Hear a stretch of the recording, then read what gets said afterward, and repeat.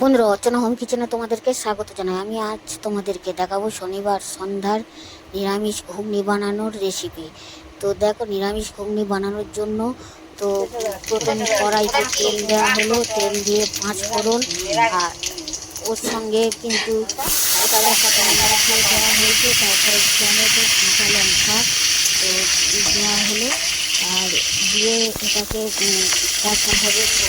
টমেটোটাও ভাজা ভাজা হয়ে তারপরে আটাটা দেওয়া হলো, তারপরে মটর আলু সিদ্ধ করা ছিল, মটর আলু সিদ্ধগুলো ঢেলে দেওয়া হলো, ঢেলে দিয়ে নাড়া হচ্ছে। আর শনিবার আমরা নিরামিষ খাই, তো শনিবার নিরামিষ খাই বলে আজ আমরা শনিবারের ঘুগনি বানাচ্ছি। আর পরিমাণ মতন লবণ, তো লবণটা দেওয়া হলো, তারপরে হলুদ দেওয়া হলো, আর হলুদের পর লঙ্কার গুঁড়োও দেওয়া হবে।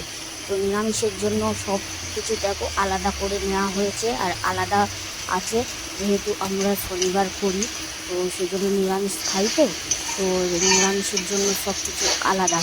তো আর এই নিরামিষ ঘুগনি বানানোর জন্য যদিও একটু তেল বেশি লাগে, তো তারপর কষার পরে আমাদের কষা হয়ে এসছে। আর এবারে আমার প্রেসারে দেওয়ার জন্য রেডি, তো প্রেসারে দিয়ে দেখো আমাদের